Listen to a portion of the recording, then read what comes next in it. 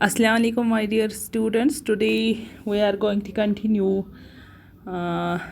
geography of 8th class, chapter 4, that is agriculture.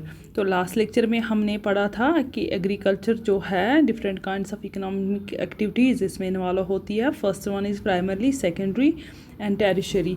तो आपने देखा टेरिशरी एक्टिविटी जो है वो हमें प्रोवाइड सपोर्ट करती है जो फर्स्ट एंड सेकंड कैटेगरी है थ्रू सर्विसेज जैसे ट्रांसपोर्ट फैसिलिटी या बैंकिंग या ट्रेड या एडवर्टाइजमेंट. ये एग्जांपल्स है इसकी कि हम इस टेरिशरी एक्टिविटी के ज़रिए सब करते हैं.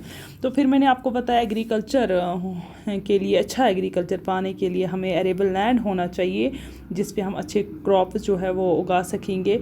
और अरेबल लैंड के लिए हमें favourable topography and favourable climate that is temperature और फेवरेबल क्लाइमेट होना चाहिए. उस चीज़ वहाँ पे हम एग्रीकल्चर एक्टिविटी कर सकते हैं और different crop types of crop जो है वो हम उगा सकते हैं. तो हम बात कर रहे हैं एग्रीकल्चर की. तो इस तरह से एग्रीकल्चर जो है एग्रीकल्चर मैंने आपको बताया एग्रीकल्चर जो है टू लैटिन वर्ड्स है डिस्क्राइब करते हैं Latin words two agri and culture. Agri means cultivation, soil and cultivation. हाँ, कल्चर मीन्स कल्टिवेशन. तो एग्रीकल्चर है असली it is a science and art of cultivation on the soil, raising crops, rearing live stock and it is also called farming. इसको हम farming भी कहते हैं क्योंकि हम एग्रीकल्चर के साथ साथ लाइव स्टॉक्स को भी पालते हैं. इस तरह जैसे पोल्ट्री हमारे पास फिशेस है उनको भी वो भी इस एग्रीकल्चर में आते हैं. इसका रियर करते हैं हम लाइव स्टॉक भी. तो ये एनिमल्स को हम रियर करते हैं जैसे शीप कैटल है या पोल्ट्री है जैसे हैन्स है चिकन्स है. इसको हम दूसरा नाम जो देते हैं वो फार्मिंग देते हैं. तो एग्रीकल्चर जो है डिफरेंट किस्म्स ऑफ टाइप्स है एग्रीकल्चर की. जैसे एग्रीकल्चर दूसरे को हम कहेंगे सेरीकल्चर है. ये कभी कभी आपको एग्ज़ाम में आता है. पैसीकल्चर, विटीकल्चर एंड हॉर्टिकल्चर. एग्रीकल्चर मैंने आपको बताया एग्रीकल्चर जो है इट इज़ अ साइंस और art of cultivating soil, raising crops and live stock जिसमें हम लाइव स्टॉक पालते हैं और क्रॉप्स जो है वो हम इसमें उगाते हैं.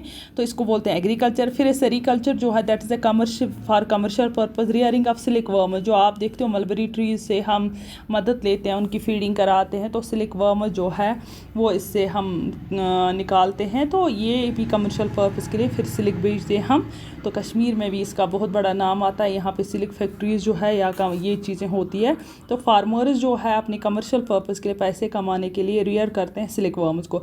इसी तरह से second is pisciculture that's a breeding of fish. आज आप देख रहे हो गाँवों में बहुत जगह पे फिश पॉन्ड्स बनाए जाते हैं.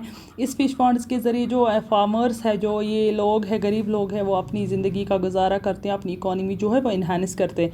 विटीकल्चर जो है it is a cultivation of grapes. Grapes की कल्टिवेशन करते हैं फॉर कमर्शियल पर्पस, बेचने के लिए, इनका ट्रेड करने के लिए. इसको विटीकल्चर कहते हैं. Horticulture means growing of vegetables को ग्रो करते हैं हम, फ्लावर्स को ग्रो करते हैं, फ्रूट्स को ग्रो सिर्फ अपने पर्पस के लिए नहीं बल्कि कमर्शियल पर्पस के लिए हम इनको बेचते हैं. इसलिए इसको ट्रेड करते हैं, इनका उससे बहुत ज़्यादा पैसा मिलता है.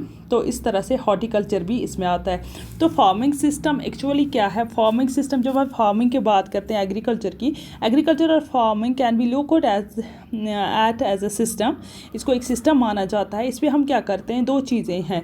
हम यहाँ से इनपुट देते हैं और वहाँ से हमें ये जो लैंड है वो आउटपुट देता है. जैसे हम एक फार्मर जो है ज़मीन जो है उसकी लैंड जो है पीस ऑफ लैंड इसको पहले कल्टिवेट करता है, इसको पहले टिलिंग करता है, चाहे ट्रैक्टर हो अगर हम मशीन के ज़रिए करते हैं, आपकी बुक पे दिखाया गया मशीनरी के ज़रिए या हम हल के ज़रिए इसको जोतते हैं, ज़मीन को उठाते हैं, फिर इसमें सीड्स बोते हैं, फिर इसमें खादें डालते हैं, फर्टिलाइज़र्स डालते हैं, फिर इसमें मज़दूर लगाते हैं, इसमें जो इनफ जो घास आती है उसको निकालते हैं.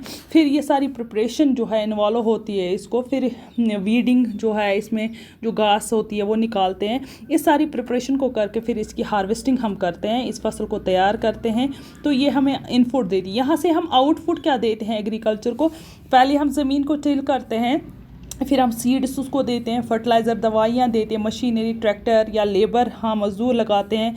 तो some important operations involve are ploughing. इसको हल जोते हैं चाहे ट्रैक्टर यूज़ करते हैं, सोइंग सीड्स, इरिगेशन पानी देते हैं, वीडिंग घास फूस निकालते हैं, फिर इसको हार्वेस्टिंग करते हैं, लास्ट में तैयार होकर इसकी हार्वेस्टिंग करते हैं. तो ये इनको इनपुट देते हैं. आउटपुट क्या देती है हमें? ये क्रॉप्स देते हैं. हाँ, अगर हम एनिमल्स को रियर करेंगे वो वूल देते हैं, एनिमल्स डेयरी देते हैं जैसे मिल्क है या मिल्क प्रोडक्ट्स बाकी या एंड पोल्ट्री प्रोडक्ट्स जो है